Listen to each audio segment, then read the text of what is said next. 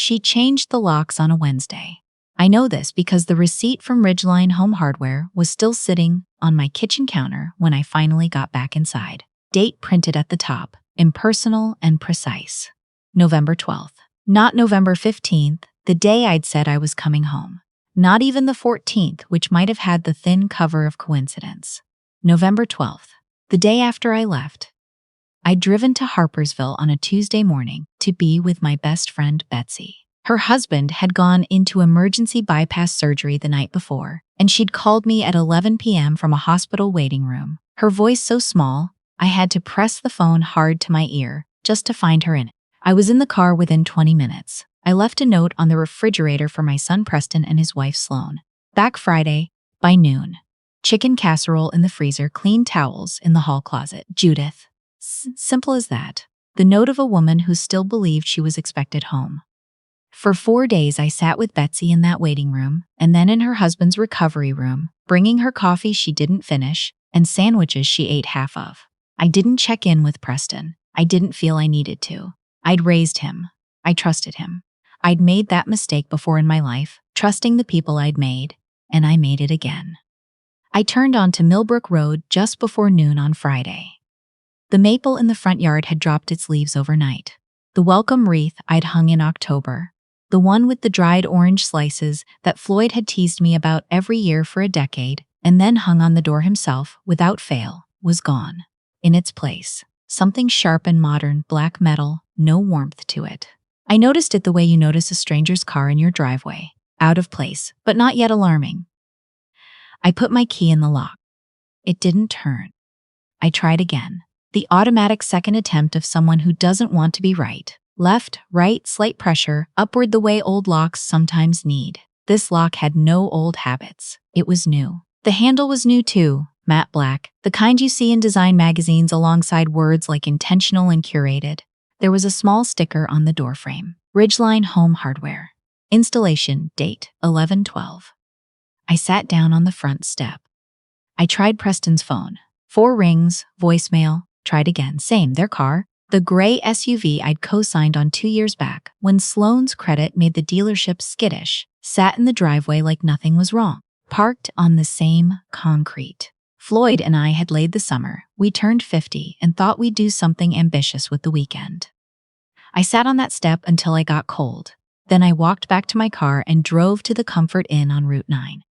The room cost $92. The young man at the front desk called me ma'am and handed me a key card and pointed at the elevator. I thanked him. I carried my overnight bag to the second floor, sat on the edge of a bed that smelled like other people's vacations, and called Betsy. She answered on the second ring. "What's wrong?"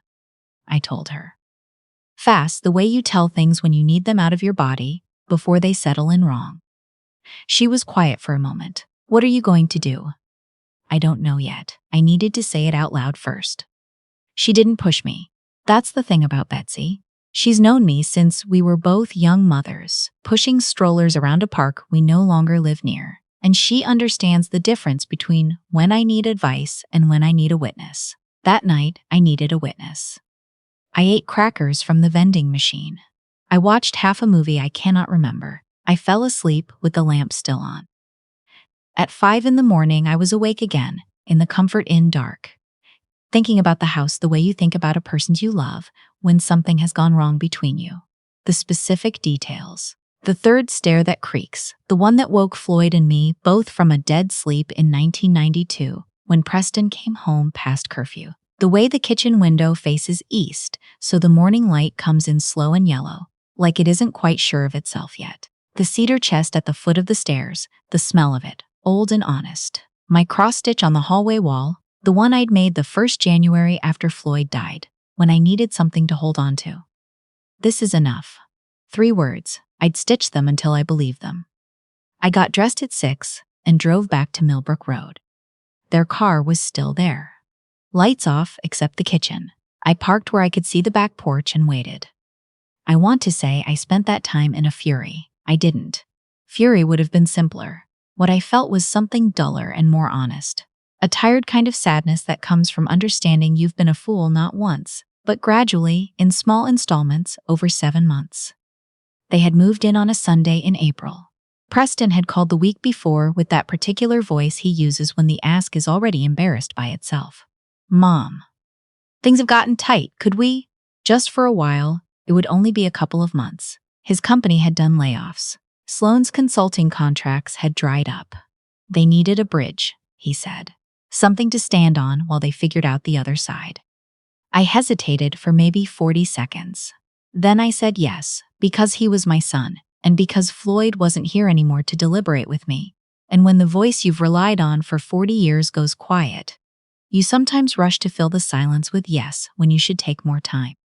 They arrived with 4 suitcases, a garment rack, 2 monitors for Sloane's home office setup, and a box of kitchen equipment she set on my counter before she even took her coat off. Sloane was not unkind. Exactly. That's what I kept telling myself. She had a very clear idea of how a space should function and an equally clear assumption that her idea was correct, and that other arrangements were deficiencies waiting to be corrected. In the first week, she rearranged my pantry with printed labels, organized by category. It would have been helpful if it hadn't been my pantry, ordered by a system I'd developed across 3 decades, a system that made perfect sense to me, which is exactly the point. I said nothing, I thought. She's trying to help. In the second week, she replaced my soap dispensers with a matching set she'd ordered online. Set the old ones by the sink with a note that said for donation? The question mark doing a lot of work. In the third week, Floyd's armchair disappeared from the living room. I found it in the spare bedroom, half buried under a garment bag. The wide-armed one, the slightly tilted one, the one with the worn patch on the left armrest where he'd rested his elbow for 1,000 evenings.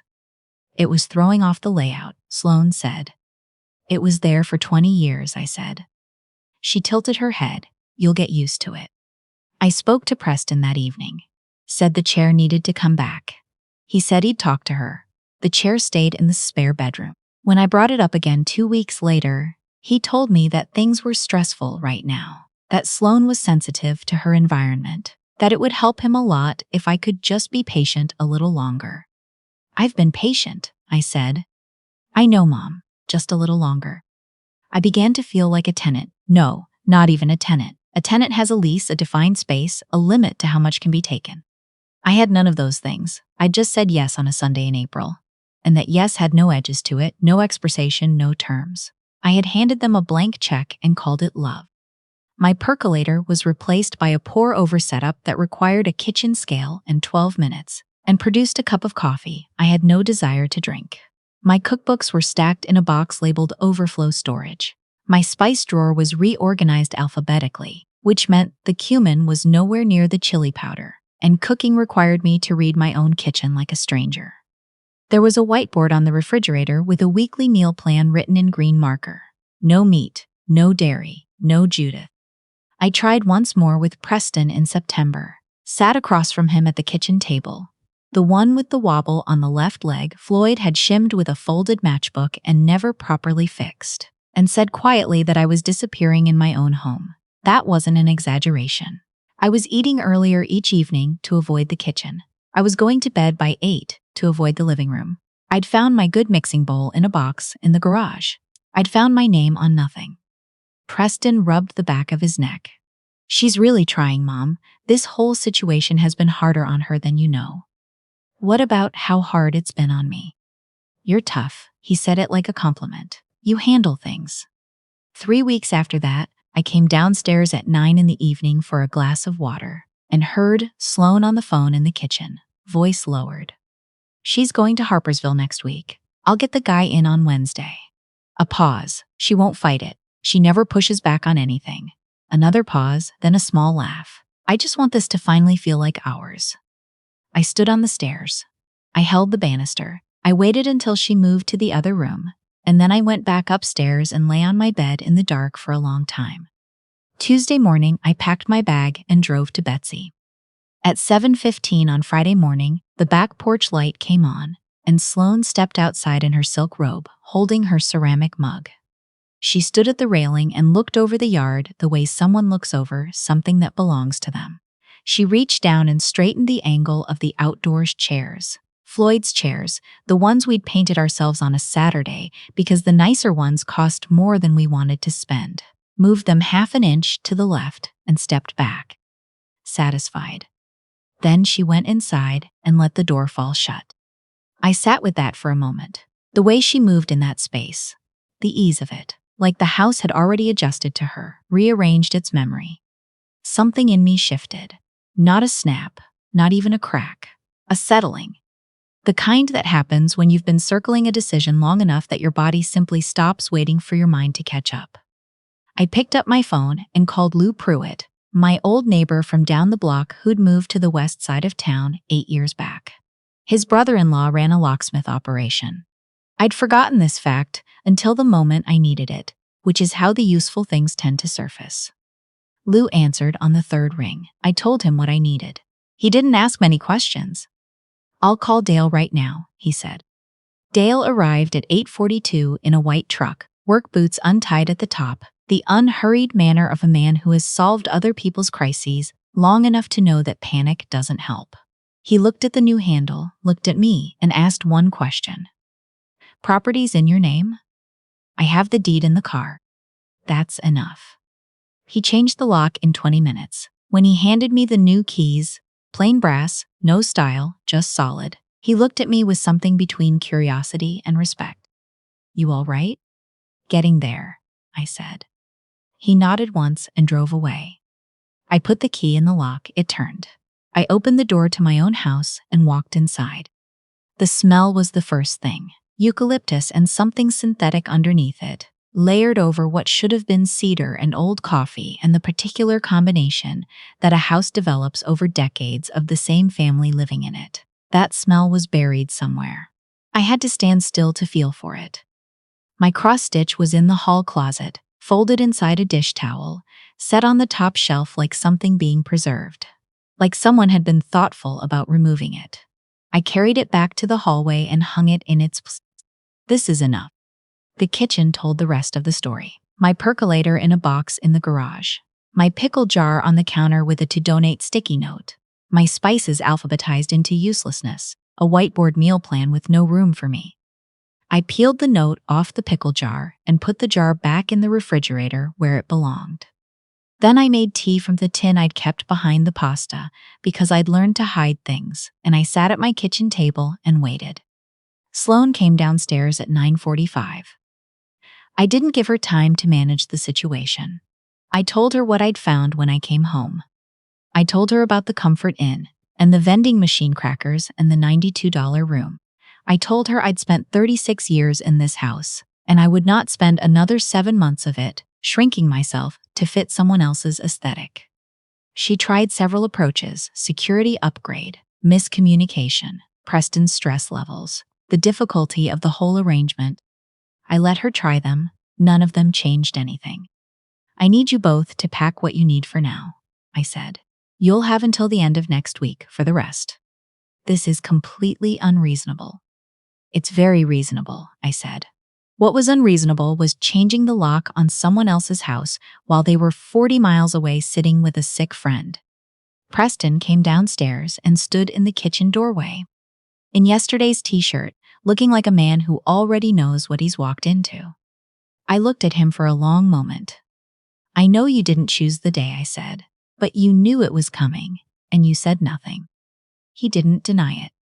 "I told you in September that I was disappearing," I said. "You told me to be patient. You chose the easier thing every single time, Preston.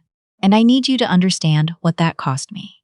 I paused. "Your father used to say you had too much wind and not enough roots. I defended you every time. I shouldn't have." Something moved across his face. Not anger. Something older than anger. They packed that afternoon. Sloane moved through it with brisk efficiency. Cosmetics, diffuser, supplements, the silk robe, the mechanical neatness of someone accustomed to relocating. Preston moved slowly. He stopped in the hallway for a moment and looked at the old photographs on the wall. His kindergarten picture, third from the left. The one of him and Floyd at the lake, both squinting into the sun, Floyd's hand on top of Preston's head like a benediction. He touched the frame, just for a second. Then he kept walking. At the door, he turned back. "Where are we supposed to go?" I don't know, I said. But I'll tell you what I know about that. The hardest part is what you've already done. What comes next is up to you. He looked at me for a long moment. Then he nodded, and they left. I closed the door. I called a lawyer the next morning, a woman I'd known through the library board, methodical and direct in the way that the best people are. I told her everything. She listened without interrupting. You want the house protected, she said when I finished. I want to never be in this position again. We can do that. We spent an hour on it, updated the deed language, set up a formal power of attorney with Betsy, who cried a little when I asked her, then immediately became very businesslike about it, and added legal protections around unauthorized tenancy. The lawyer also drafted a letter to Preston and Sloan. Not threatening, just factual. A statement of what the house was, what it was not, and what the terms of any future relationship with it would look like. Most people come to me after things have already been lost, she said. I came close, I said. But you didn't. No, I said, I didn't. The weeks after were quiet in a way that took some getting used to. Not empty quiet. The other kind. The kind a space has when it's been released from tension. It's been holding so long it's almost forgotten what rest feels like. Floyd's armchair went back where it belonged. My cross-stitch stayed on the wall. The percolator came back from the garage and made its familiar sounds every morning. And the coffee tasted like what coffee is supposed to taste like. I ate my pickle at lunch and didn't explain it to anyone. Betsy came for dinner on a Thursday. She brought wine, which we split over a pot roast, and we talked for 3 hours about nothing urgent. Movies, old neighbors, a book she'd read twice, a bird she'd been watching from her kitchen window. When she left, she held me for a moment at the door. You did it, she said. I did it kind of late, I said. You did it, she repeated. Preston called on a Saturday morning, 3 weeks after they'd left. His voice was careful and smaller than usual. I've been thinking about what you said. I want to understand it. I think I need to say I'm sorry, but I also know that's not enough yet. It's a start. Can I come Sunday? Come Sunday. Just you, I'll make pot roast. He came. We ate at the kitchen table.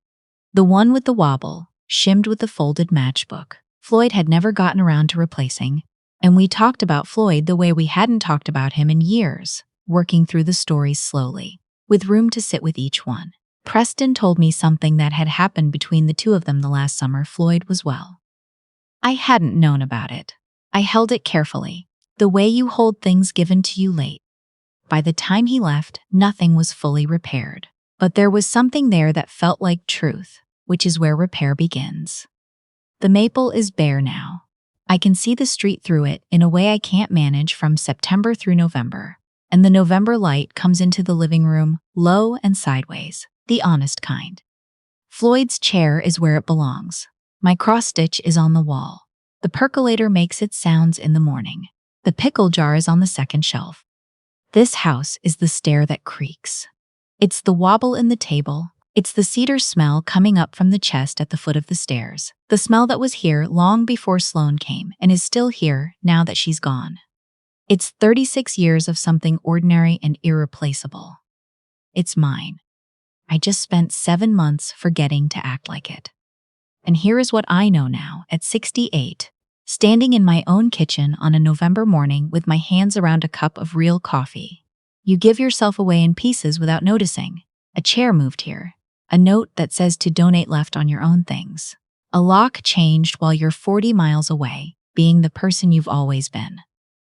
And then one morning you're sitting on the edge of a hotel bed eating crackers from a vending machine. And something in you, something quiet and final, decides no more. Not in anger, not with noise, just no more. You are not being difficult when you name what's been taken from you. You are not overreacting when you ask for basic dignity inside your own walls. And you are never too old, too tired, or too outnumbered to walk back to your own front door and put a key in that lock that finally turns. If this story meant something to you, please share it with someone who needs it today. Leave a comment below. I read every single one, even when I don't always reply. We find our way back to ourselves together.